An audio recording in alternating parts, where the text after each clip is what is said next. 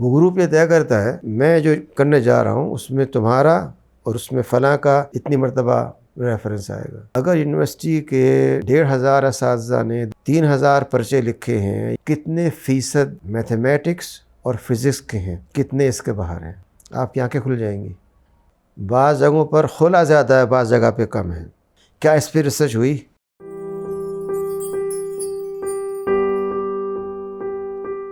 یہ اس کی 3 وجوہات ہیں۔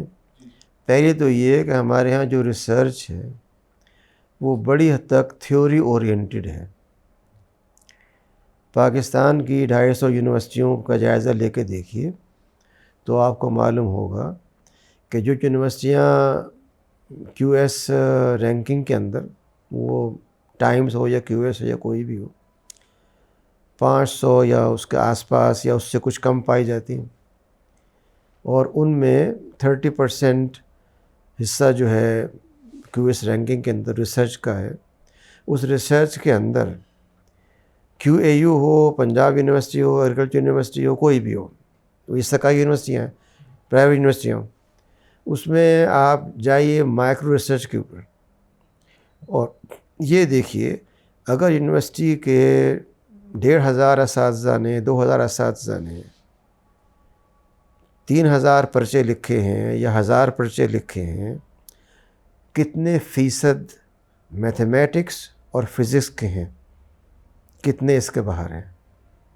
آپ کی آنکھیں کھل جائیں گی۔ Highest number of impact factor papers are in these 2 areas. کیا یہ حل کر دیں گے مسائل کو؟ آپ کے مسائل معاشی ہیں، آپ کے مسائل انتظامی ہیں، آپ کے مسائل جو ہیں وہ انٹرنیشنل بھی ہیں، گلوبل جو آپ کا جیو پولیٹکس ہے۔ اچھا، اندرونی مسائل ہیں آپ کے بعض خطوں کے اندر طلاق زیادہ ہے، بعض میں کم ہے۔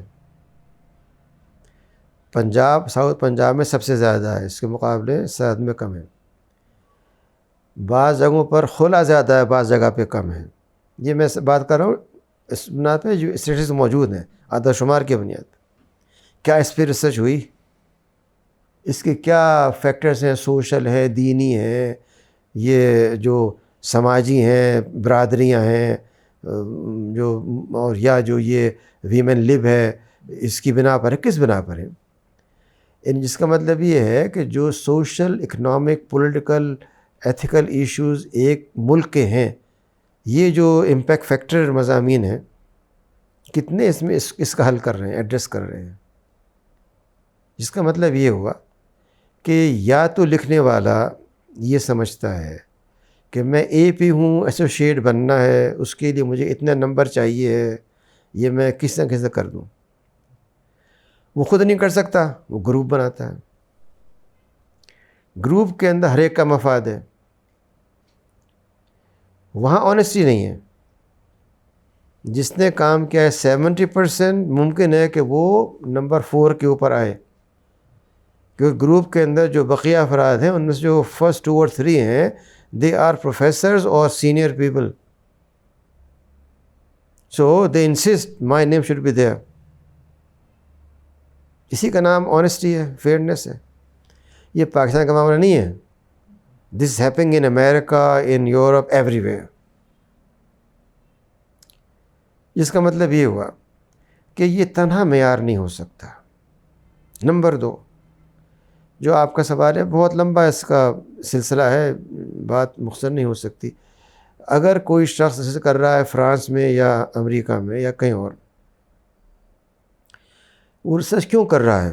اس لیے کر رہا ہے کہ یہ ڈیو پونٹ ہے، یہ فائزر ہے، یہ فلاں ہے، اور اس کے یہ ایشوز ہیں، اور وہ یہ چاہتا ہے کہ یونیورسٹی جس کی فیکلٹی آف فارمیسی جو ہے وہ یہ کام کر سکتی ہے، وہ یہ میری ہیلپ کر دے گی۔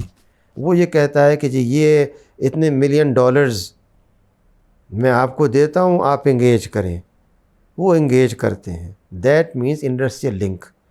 ہم یہ لفظ تو استعمال کرتے ہیں پاکستان میں، کبھی کیا ہم نے یہ؟ آپ کی بڑی بڑی یونیورسٹیاں جو ہیں وہ کہتی ہیں ہم قائم کر رہے ہیں اپنے ٹیکنالوجی پارکس، کتنے اس میں بزنس نکلے ہیں، اس سے اسپن آف کتنے ہیں اس کے، کتنے آگے چل سکیں، کسی نے جائزہ لیا ان کا؟ Frustrating situation. میں فیکچوئل بات کر رہا ہوں، خیالی بات نہیں کر رہا ہوں. یہ سارے فیکٹرز ملے ہوئے ہیں. H C alone cannot be blamed. Every vice chancellor has to be blamed. Every dean has to be blamed. Every HOD has to be blamed. Every researcher has to be blamed. This blame is not for one institution.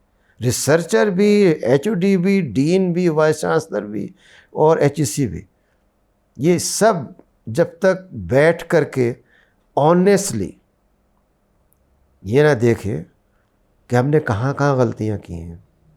اب جو حالیہ میری گفتگویں رہی ہیں chairman H E سی کے ساتھ، تو اس حد تک تو آ گئے ہیں کہ ہم امپیکٹ فیکٹر کی جگہ یہ دیکھیں گے کہ سائٹیشن انڈیکس، مجھے وہ بھی معلوم ہے. جو ایک گروپ ہے،